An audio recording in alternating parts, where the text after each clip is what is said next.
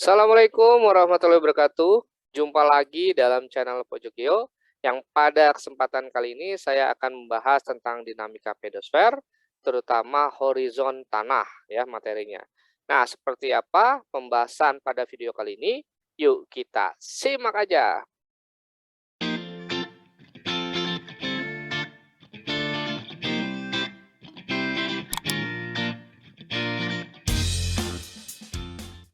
Oke, langsung saja kita bahas materi dinamika pedosfer ya, terutama tentang materi horizon tanah gitu ya.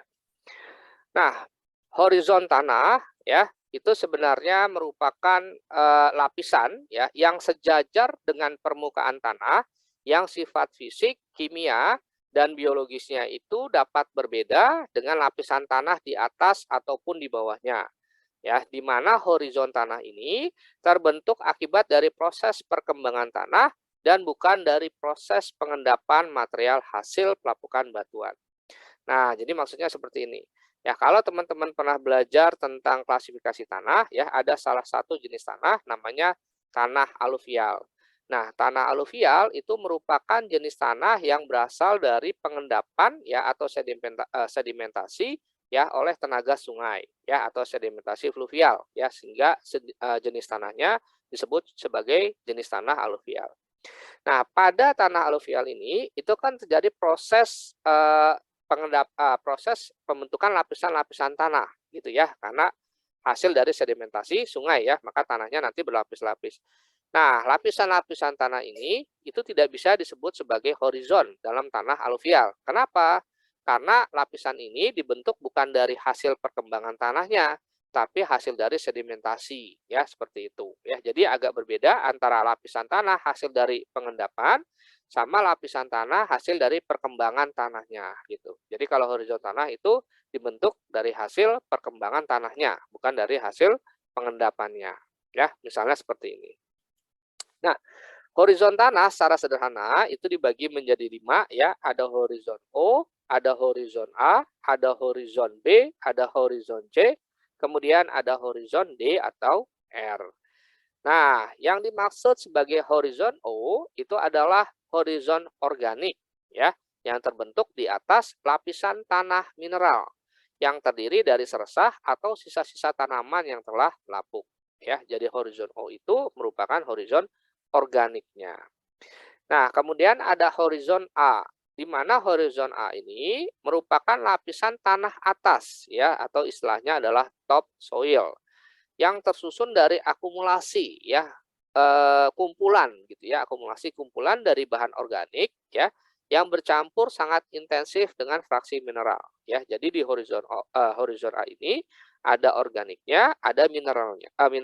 Nah, mineralnya itu berasal dari proses pelapukan batuannya gitu ya. Nah, pada horizon ini terjadi proses pencucian atau eluviasi material-material batuan, sehingga mengakibatkan hilangnya sebagian struktur batuan asli, gitu ya. Nah, kemudian ada horizon B.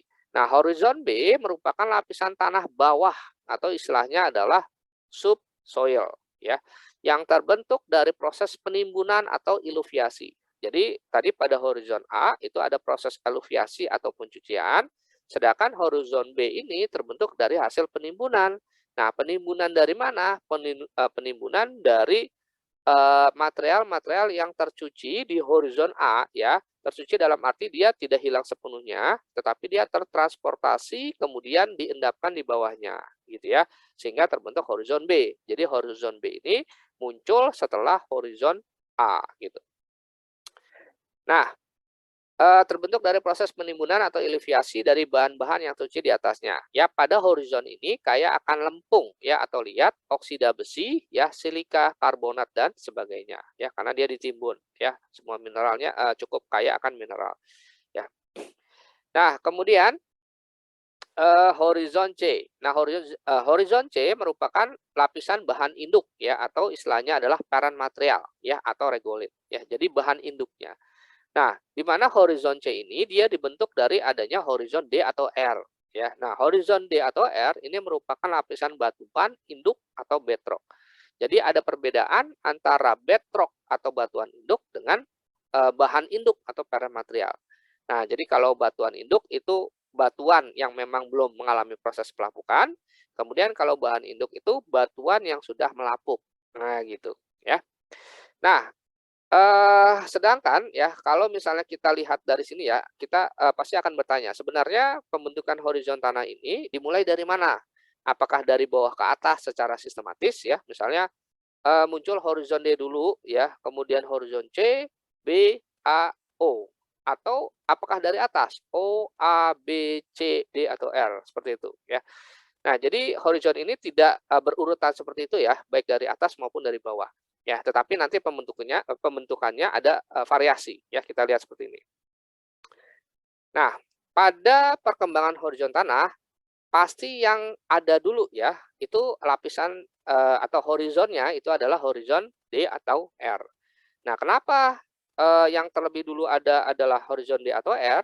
Karena pada dasarnya yang namanya tanah itu kan pengertiannya adalah hasil akhir dari proses pelapukan batuan, ya. Berarti secara logika harus ada batu dulu, baru bisa membentuk tanah kan gitu.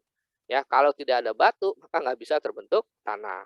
Nah, makanya harus ada horizon D dulu atau R ya, atau yang disebut sebagai lapisan batuan induk atau bedrock-nya dulu, ya.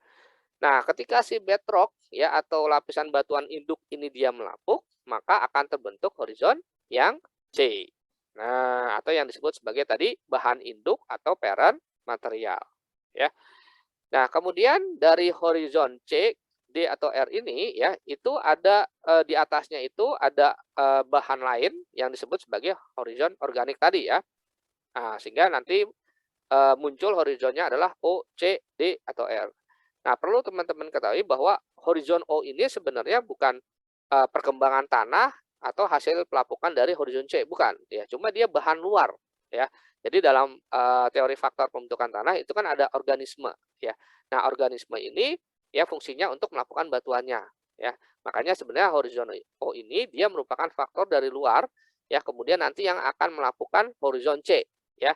Kemudian terakumulasi jadi melapuk ya bahan induknya ya, kemudian terakumulasi dengan bahan organik di horizon O ini, kemudian nanti terbentuk horizon A. Nah, makanya horizonnya jadi O, A, C, D, atau R. Karena tadi pada horizon tanah ya yang disebut horizon A itu kan lapisan tanah yang tersusun dari akumulasi bahan organik.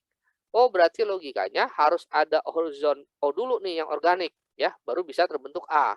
Karena tadi horizon A akumulasi bahan organiknya dulu kan, kemudian dengan apa? Fraksi mineral. Makanya setelah horizon O, kemudian C, baru ketemu A.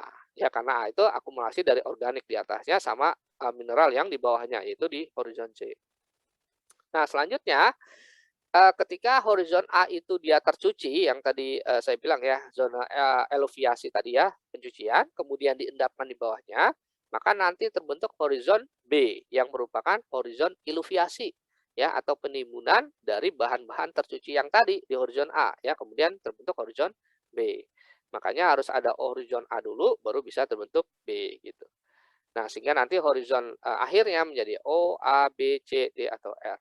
Ya, ini perkembangan horizon tanah secara sederhana gitu ya. Dari yang muda misalnya horizon D atau R, kemudian C, D, R yaitu masih muda, O, C, R itu juga masih muda, kemudian dewasa O, A, C, R, ya, kemudian nanti tua O, A, B, C, D atau R. Jadi maksudnya semakin banyak horizonnya itu biasanya menunjukkan tanah itu semakin tua. Ya, karena perkembangannya jadi lama gitu kan, sehingga terbentuk horizon-horizon gitu. Nah, dalam pembagian lebih lanjut itu yang lama ya, itu ada O1, O2, A1, A2, A3, B1, B2, B3, C, R, atau D. Ya, cuma yang seperti itu belum pernah muncul di soal PTN. Atau kalau pembagian horizon yang lebih baru itu ada abjadnya A, B, C, D, E, F, G, H gitu ya, ada banyak gitu ya. Nah, cuma kita nggak bahas ke sana karena memang keperluan untuk PTN tuh hanya sebatas ini aja. Oke, baik, kira-kira itu saja untuk pertemuan kita kali ini, ya, mudah-mudahan, bermanfaat ya, kurang lebihnya mohon maaf, saya akhiri dengan bacaan hamdalah, alhamdulillahirabbil alamin, billahi taufiq wal hidayah, assalamualaikum warahmatullahi wabarakatuh, sampai jumpa lagi.